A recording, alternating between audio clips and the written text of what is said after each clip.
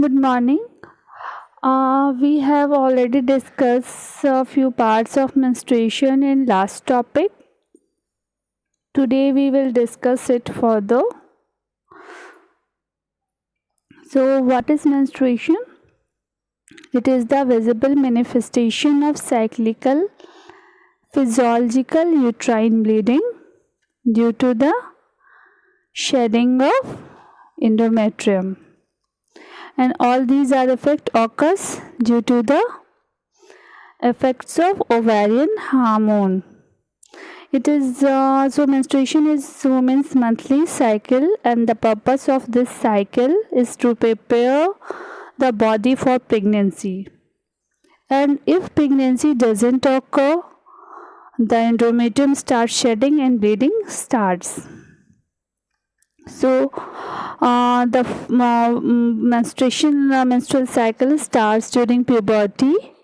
The first commencement of menstruation is called menarche, and its age is 11 to 15 years, and the average is 12 years.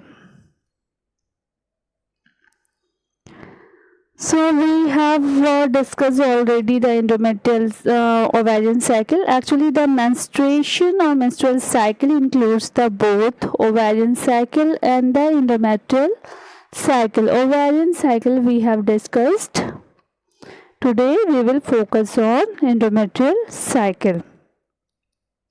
So menstruation is regular natural change that occur in female reproductive system. The changes are in uterus mainly and ovaries. There is development of follicle that makes the pregnancy follicle. The cycle is required for the production of oocyte and for the preparation of uterus for pregnancy. The ovarian cycle results in production of oocyte, and the uterine cycle or endometrial cycle causes the preparation of uterus for the pregnancy. And all these changes are under the effect of ovarian hormone estrogen and progesterone.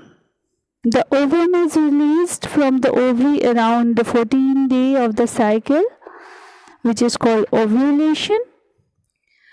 The thickened lining of uterus provide nutrition to the embryo after implantation. If pregnancy doesn't occur, the lining is released or shed, what is known as menstruation or period. So in this figure you can see it is this half of uterus is showing the uterine lining before the start of period or menstruation. There is thickening of endometrial lining. There is preparation of endometrial bed under the effect of ovarian hormone, and this is showing uterus after menstruation or bleeding phase is over. The endometrium line is shed and expelled through the vagina.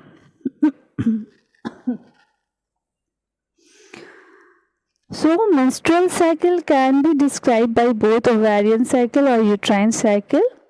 The ovarian cycle describes the changes occur in the follicle. Ovarian cycle we have discussed, it has what are the phases? The follicular phase, the ovulation, and the luteal phase. But we will describe the uterine cycle or endometrial cycle under three phases, which is the proliferative phase, the secretive phase, and menstrual phase. Sometime regenerative phase is also included. First there is regenerative phase, then proliferative phase, and then secretory, lastly the bleeding phase. So in this figure you can see the both cycle. Here is the ovarian cycle, the follicular phase. Then there is ovulation, and here in this part there is luteal phase. There is formation of corpus luteum and its regression. And in lower part you can see after menstruation end there is proliferative phase of the endometrium. There is start of endometrium thickening and changes in the vessels and the glands. And after ovulation, you can see after ovulation the secretory phase started here, and there is further proliferation of endometrium and the blood vessels, glands. It become more tortuous, and with the lysis of corpus luteum, you can see here it is regressed, and again bleeding is started. The bleeding phase is started.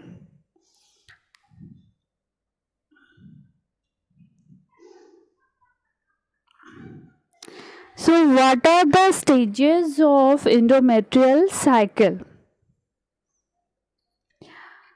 The cyclic change in endometrium is called endometrial cycle, and it is divided into 4 stage or 3 stage. The 4 stages, sometimes it is 4 stages mentioned. The first one is referred as the stage of regeneration, then the stage of proliferation, then secretory stage, and lastly the menstrual stage. So I am dividing it in 3 parts. The regenerative phase is included in the proliferative phase. See, here is the bleeding menstrual phase, then the stage of proliferation, and it extends up to the ovulation. After ovulation, the secretory phase is started.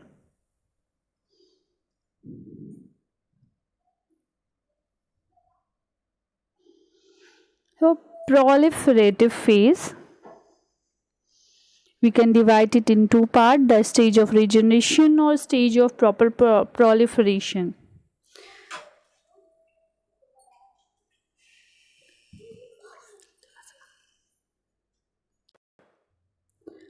So the first stage is proliferative stage. First there is regeneration of endometrium. After menstruation is over, the superficial part of endometrium, that is the function zone, is shed out along with the blood. So the first stage there is regeneration of endometrium started. It is started even before the menstruation is stopped completely, and it is completed in 2 to 3 days after the end of menstruation. What are the changes? The cubical surface epithelium is derived from the stromal cells. There is new growth of new blood vessels from the stump of old one, and the glands and the stromal cells regenerate from the remnant left in basal zone. The glands are lined by cubical epithelium and lies parallel to the surface, and thickness lies around 2 mm. In stage of proliferation, the stage extends from the 5th to 6th day to the 14th day, still ovulation. The proliferative changes occur due to rise in level of ovarian estrogen. There is proliferation of all elements. So gland become tubular and lies perpendicular to the surface. The epithelium become columnar with the nuclei placed at the base. The stromal cell become spindle shaped and compacted. The spiral vessels extend and branch to a region below the epithelium where it forms the loose capillary network. and thickness further increases to 3 to 4 mm. You can see here in this picture there is in proliferative phase. In proliferative phase, the endometrium started growing and it increases in thickness. Here the menstruation is ended, and from here endometrium start growing, and there is growth of this blood vessels from the stump of woman, and also there is growth of glands.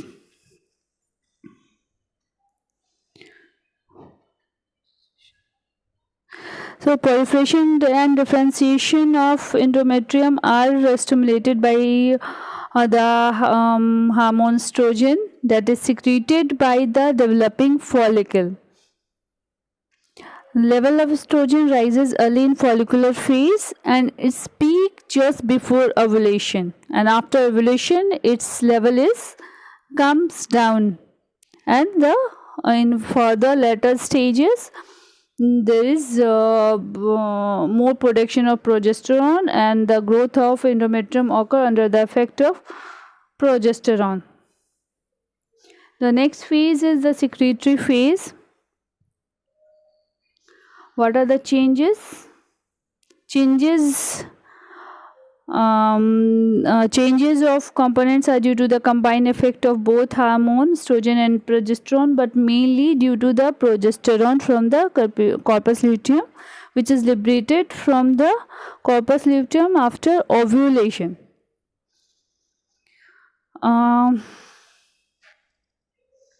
The endometrium contain receptor for the progesterone, which are induced by estrogen, and progesterone can only act on endometrium previously primed with estrogen.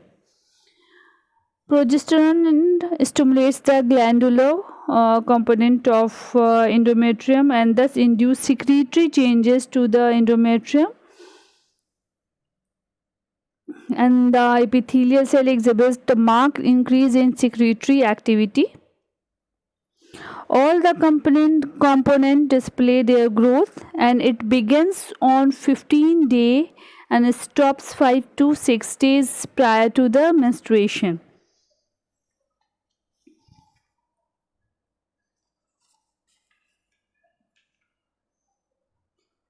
What are the changes? The surface epithelium become more columnar. It becomes ciliated at places. The glands increases in size. Glands become corkscrew shaped. The blood vessels undergo marked spiraling. The stromal cells become swollen, large and polyhedral. The endometrial thickness increases further up to 6 to 8 mm. There is vascularization of endometrium and increase in thickness of endometrium, increase in glandular activity.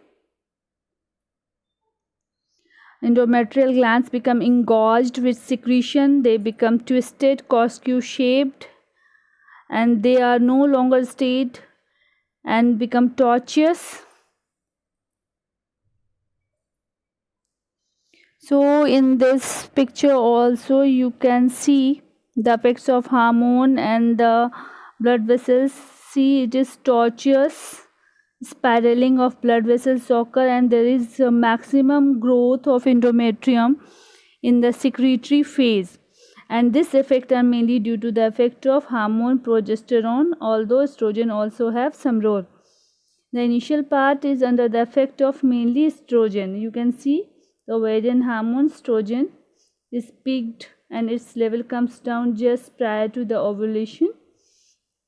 And here you can correspond with the ovarian cycle. Here is the ovulation. Again I am repeating, the ovarian cycle is divided in 3 parts: the follicular phase, the ovulatory phase and the luteal phase, while the it is divided in three parts, mainly proliferative phase, secretory phase and the menstrual phase. You can see with the ovulation there is LS surge, with the LS surge there is ovulation, and you can compare the hormonal levels here in this diagram. Here is the body temperature, which is persistently raised after ovulation and comes down just before the start of menstrual cycle, next menstrual cycle.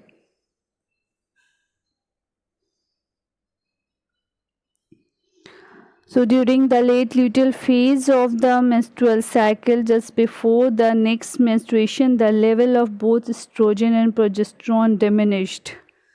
So with the luteolysis, you can see with the lysis of corpus luteum, the level of both hormones is decreases. There is marked spiraling of arteries, and with the withdrawal of hormone, estrogen and progesterone causes intense spasm of spiral arteries at the basal part. This leads to the tissue ischemic changes. During this period, the spiral arteries undergoes in spasm. This period of cycle is sometimes referred as regressive phase or regressive changes.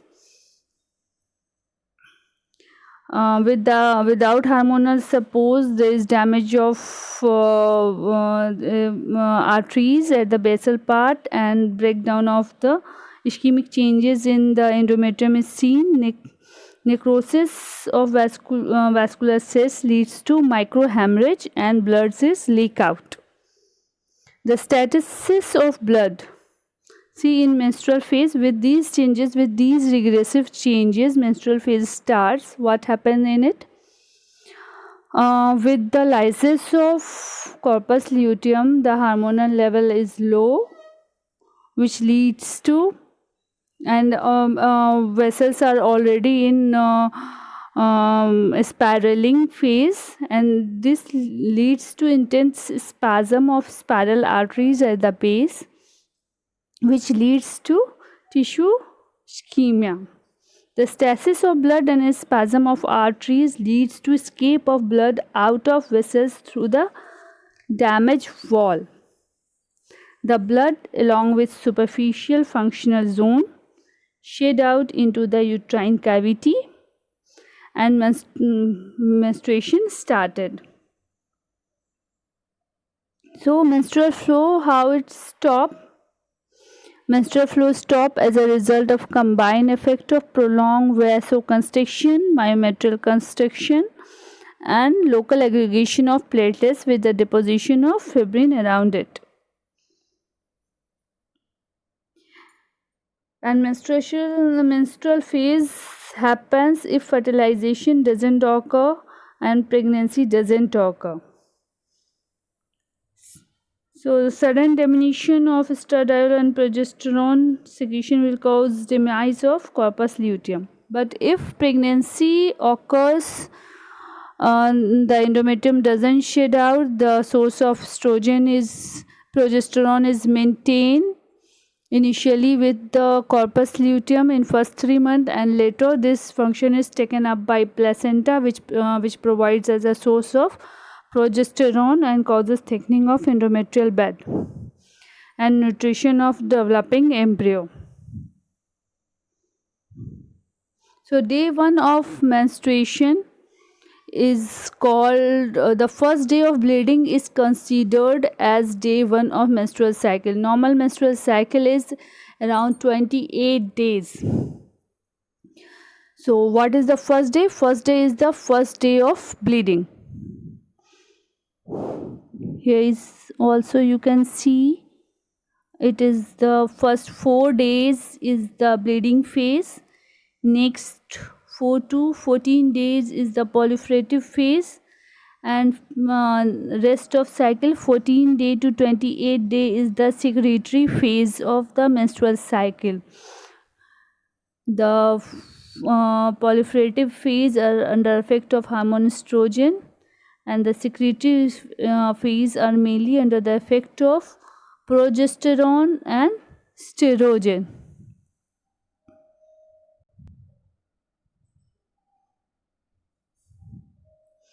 So now we will discuss some abnormal uterine bleeding. What are the abnormal uterine bleeding?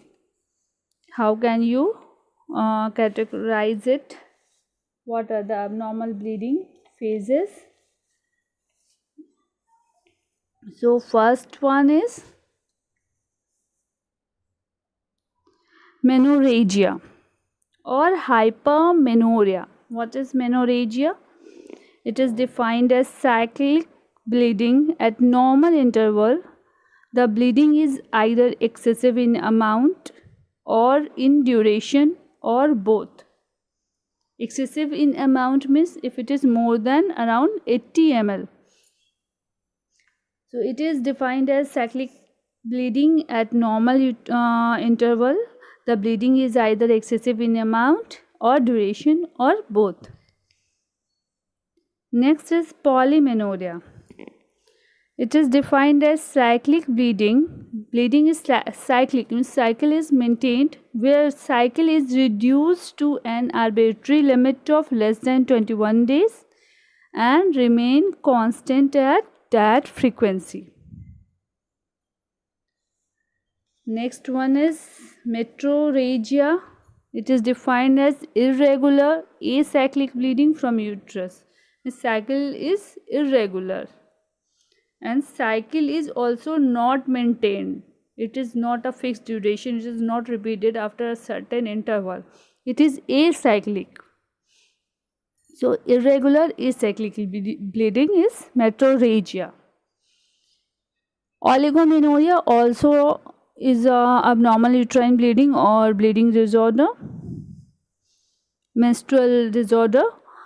In it, menstrual bleeding occur more than 35 days apart and which remains constant at that frequency. The next one is, or the last one is, the hypomenorrhea. When the menstrual bleeding is unduly scanty and lasts for less than 2 days, it is called hypomenorrhea. So it is the end of the topic. Thank you.